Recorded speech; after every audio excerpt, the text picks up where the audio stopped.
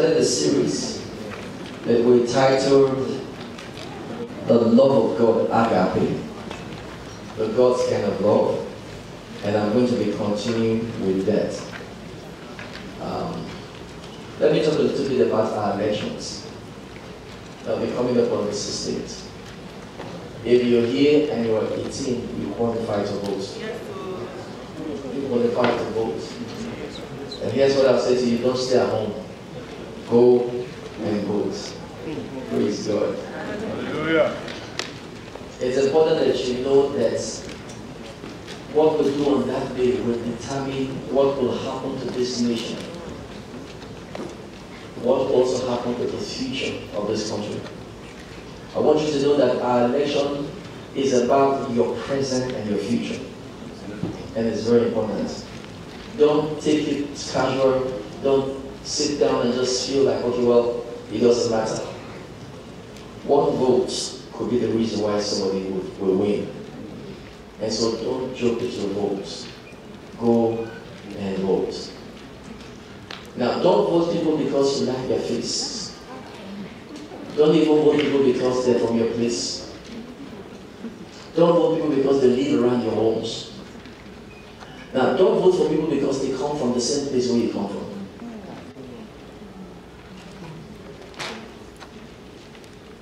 Don't vote for people because of the fact that they came from the place that you came from. Vote for people because of the fact that you can see God's agenda in their life. Vote for people who will honor God. Vote for people who you think that by their actions, that God's kingdom will be advanced. Are you with me? Any man who comes in as a president and makes it difficult for you to exercise your faith, don't vote for the person. Are you hearing me? Any man who does not allow you to exercise your faith, don't vote for the person. Is that okay? The Bible says that when the wicked rules, the people mourn.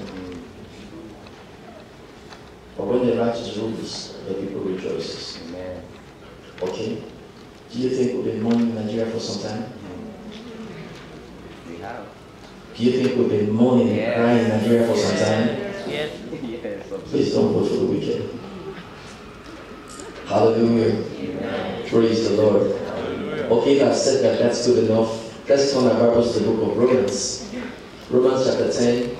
And I'm going, Romans chapter 13, I'll read from verse 10. Romans 13, I'll read verse 10.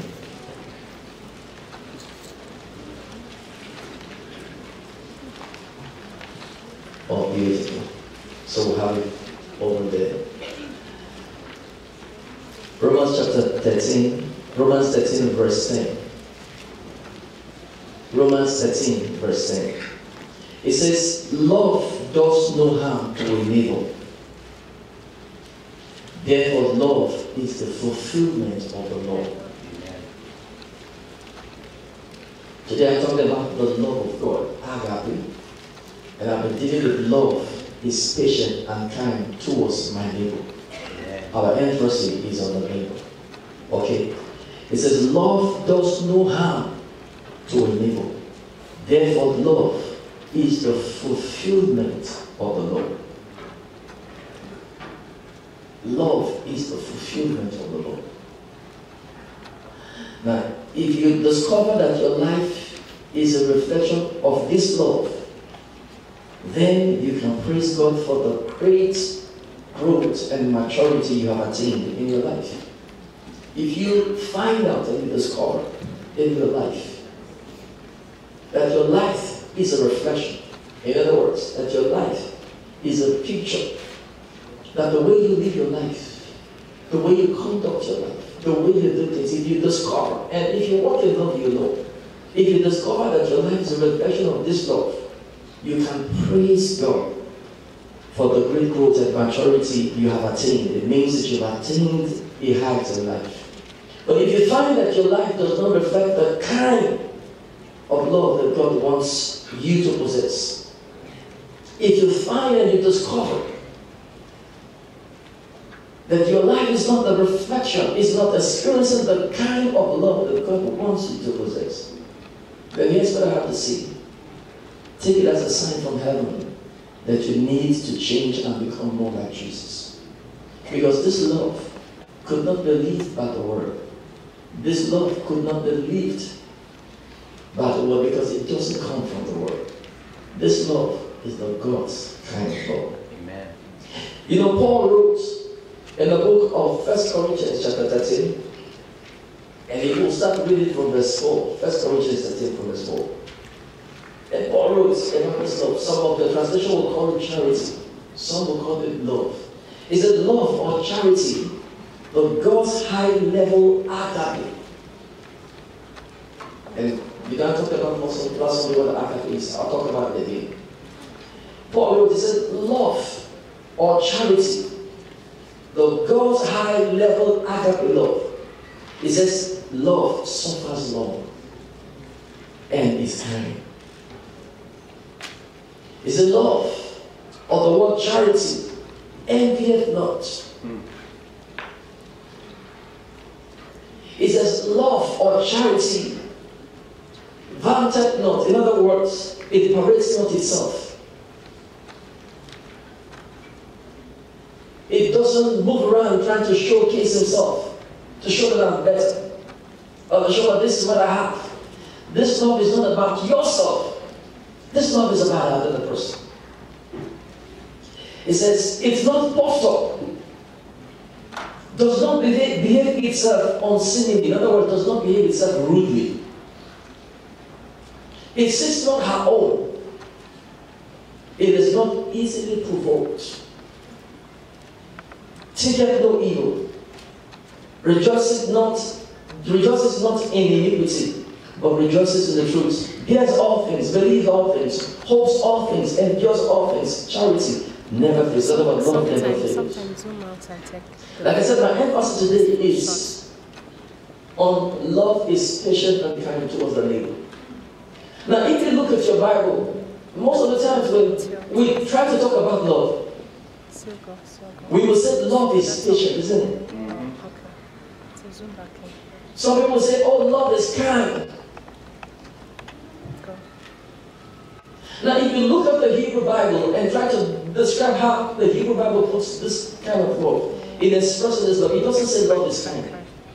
It doesn't even say love is patient. It uses the word together. It uses the word love is patient and kind. This God's kind of love. Agape. Now, agape means an unconditional kind of love. It is the God's kind of love. And the reason why it is the God's kind of love is because of the fact that it is not the love that is determined by your senses. It's not the love that is determined by what you have, by who you are, by what you've done. It is an unconditional kind of love. It is a love that loves you and believes the best of you and will give the best for you irrespective of what you've done.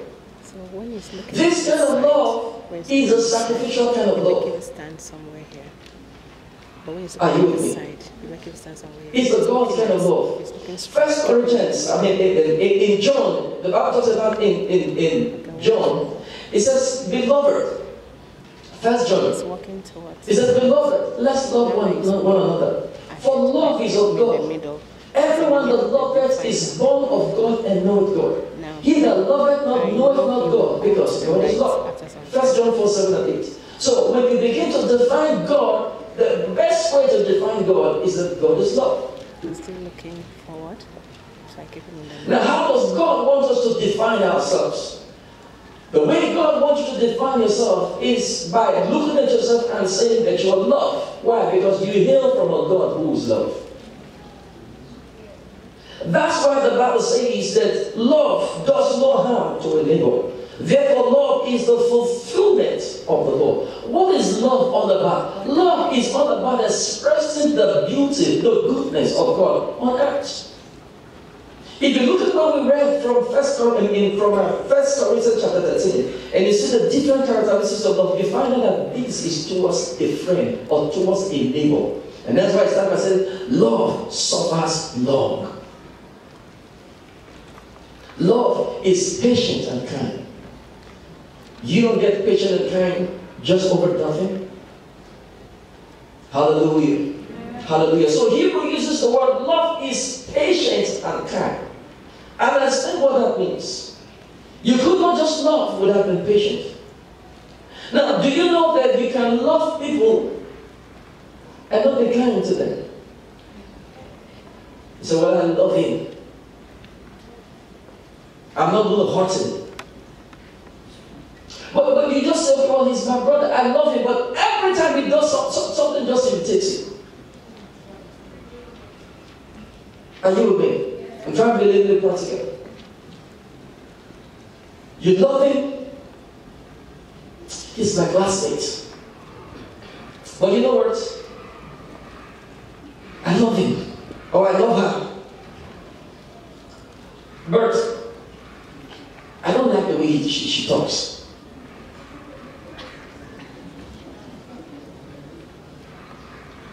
Have you found yourself in that situation before? He's my brother, you know, he's my brother. This guy is a good guy, he's lovely, but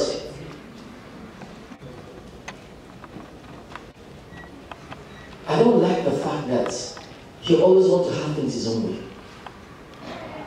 So you love him as your brother, but there are some aspects of his life that when you think about it, you cannot be patient. You just love him as your brother, just leave him. So when God talks about the kind of God, the love of God, it says the love of God is patient and is kind. In this verse, the Apostle Paul tells us about 15 primary marks of the characteristics of agape love. And we're going to be looking at all of the 15 points that he talks about agape love. However, before we get into the specifics, he said the whole earth started shaking. At that time he told himself, I don't belong here. But you know what God does? It doesn't matter how you speak.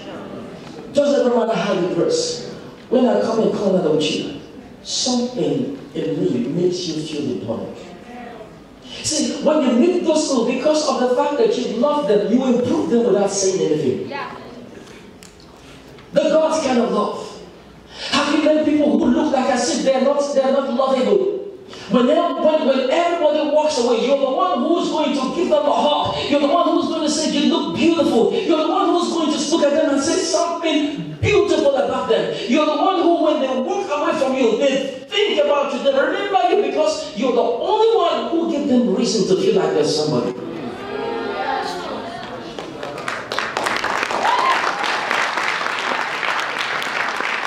The God's kind of love adds value to you.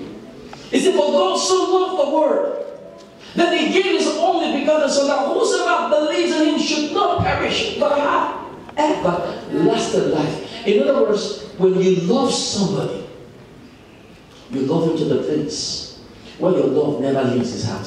That's why I said everlasting life. That love leaves an impression, and it is very strong. Amen. Hallelujah. Amen. So agape is divine love that gives and gives and gives and gives, even if it's never responded to, even if nobody ever thanked you, even if nobody ever acknowledged you. Agape, you can say, is love that isn't based on response, but on a decision to keep on loving. It is an unconditional kind of love. I call it high-level love. It is the highest, most noble, purest form of love that exists. This agape is pure. Never takes from you, but adds to you. Never wants to hurt you, but that's you. Now, let's look at the book of, let's look at Ephesians. And can we look at it from the Amplified Version? Let's look at Ephesians chapter 3. Let's just see verse 14. Ephesians chapter 3. Let's see how, Ephesians 3:17. Let's look at how it describes agape in Ephesians 3:17, and we're using the Amplified Version.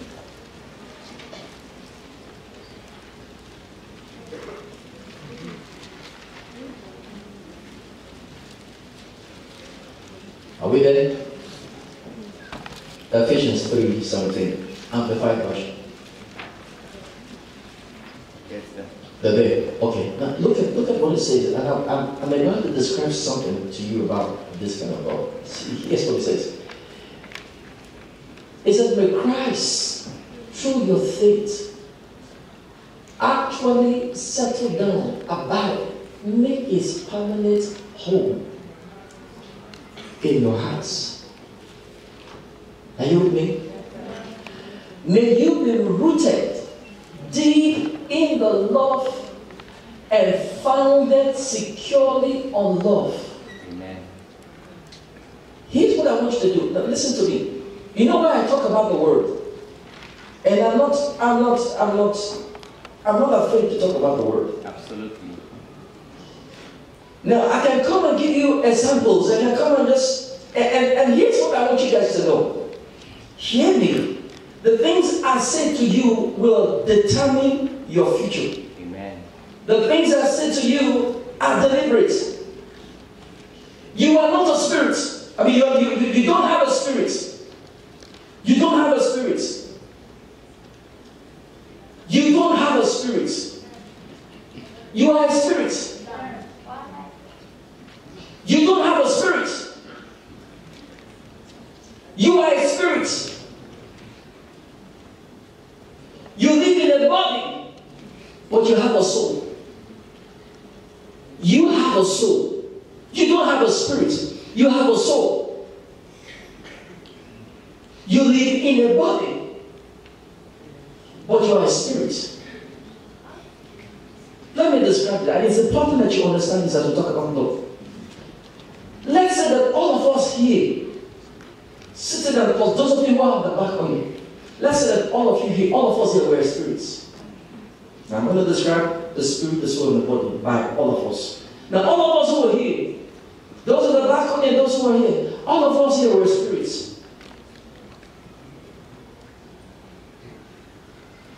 We have a shelter that shields us from harm from outside. This building is our body. So we come into this place, our spirits will come into this place, and this place shields us. So now, we have a body, an auditorium. So it's raining outside. You're not bothered. You just look outside and say, hey, it's raining. The rain isn't pouring on you. You're secure because you're here. Somebody says to you, well, there is a snake outside. One of the first things will say, close the door. You know why? You are in the body, you are in a safe place. Your body is what keeps your spirit on earth. Your body is the legal right that you have to be on earth. The moment you get out of your body, you no longer belong here. You go to where spirits belong. So your body is what keeps you here. And it keeps you here safe and secure. Safe from harm. But as you are here, you have a soul. You have a soul. What is the soul? The soul is your capacity to connect to the natural. It is the visuals that you see. It is the things that are connected to this body that makes you enjoy the place where you are. It is the connections that is in this body that gives you light when there's darkness. It is the sockets that connect to the light that when you need to get your fridge, when you need to connect your phone to charge, it can charge. Now, the things that is is happening there is making your life better. Amen. Because you're in this place. Now, hear me. The spirit is not sustained by jokes.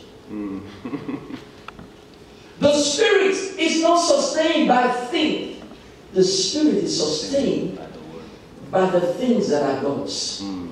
You know why? Because it cannot connect.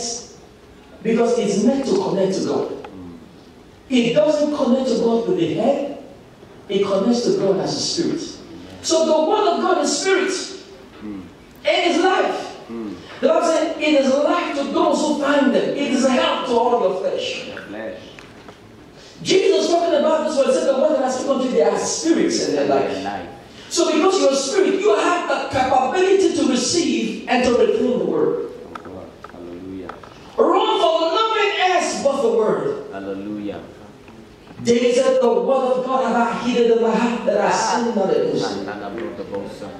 This word will shape you. Amen. This word will make you. Now I can come and not even bother about talking the word and just share jokes and go. But listen, this word makes your life. Hallelujah. Hallelujah. And when you leave this place, tell yourself. That's what the Bible says. Meditate on it day and night. Now, and observe to do according to all. If God is talking about nothing, I said meditate upon it. Listen, stay with it and think about it. Hallelujah. Tell yourself, I can retain the word. I can retain the word. I can retain the word. I can retain the word. Now, in the elementary, we already begin to talk with the heads of the elementary.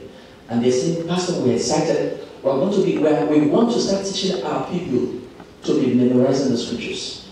They started the Psalms. What are they doing? They're trying to pump them with the word. Amen. You need to know that you're a spirit and that the spirit can receive the word. Amen. So memorize it. Amen. Think over it. Amen. Dwell on it. Amen. Don't go for anything. Don't go for anything but the word. Listen, the Bible says there was a man who found something beautiful in a piece of land. He found a precious ornament, a precious diamond or something like a pearl. The Bible said he sold everything he had. He did not go for the thing. He went and sold everything he had to buy the land. You know what he was doing? He was saying, I want that thing that is in that land. But I want to own the land by myself. Give up everything to think on the word. Amen. Give up everything to think. Don't say it's too much. Keep putting it in. Keep putting it in. And keep putting it in. So let's go back to what we're reading. I don't know why I went there, but I think that was God speaking to somebody. Okay. So let's go back. Amplify. Ephesians 3. Praise God. Okay, so let's go to verse 18 now. Verse 18. And I love verse 18. Ephesians 3, verse 18 now. Clap for them, those of you who have been there, they're doing a good job. Here it says that you may have the power and be strong to apprehend and grasp with all the saints God's devoted people, the experience of that love. What is the breadth and length and height and depth of it? Now here's what I want to say to you. The God's kind of love was emphatical that it was described this way. That you may experience that love. What is the breadth? This love is big. He said, what is the breadth? And the length, and the height, and the depth of it. Now, God wants you to experience that love. Amen. That love is experienceable. Amen. That love can be experienced. Amen. That love is so wide. That's why I said, you may know the depth, and the length, and the height, that you may know the breadth, the length, the height, and the depth Amen. It's so high. Amen. And this love is pure. Amen. No intentions. It's pure. When this love meets a sister, Child. it adds value to her. Hey. Doesn't take. When this love meets a brother, Child. it adds value to her. When this love sees you, the first thing it does to you is that it's thinking, how can I make your life better? This love doesn't take away from you. This love asks. It's of God. It's unconditional. He just wants to serve and make it better. This love is not going to take away from, this love is not going to try to, it's not going to try to hurt you in any way. Amen. See, when this love meets, when the brother meets a sister, when the guy meets a girl, this kind of love, what it does first is that it sees his sister. Then it sees a friend. Then it's thinking about, how can I make this person better? This love does not think about taking advantage of it. It doesn't think about sleeping with somebody. It doesn't. When you truly love people, you help them keep their purity. When you truly love people, you will help them preserve themselves. This love thinks about how to preserve you. Amen. And if I'm talking about the depth and the dimension of this love is very wide. Amen. Hallelujah. Praise the Lord. So Paul begins to describe this love. And he writes, he calls it agape. Now, there are two words that describes agape. The first one is the word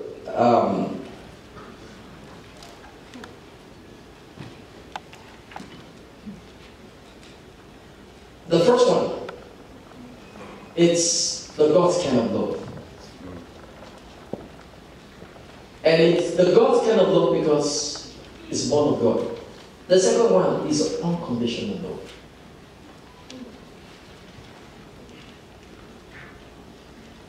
And the Bible said this love is patient and it is kind. Amen. Some translations say it's suffering long. Okay? Now, I'll give you a little description about the conduct of this kind of love. When the Bible talks about charity or love, agape love, suffereth long.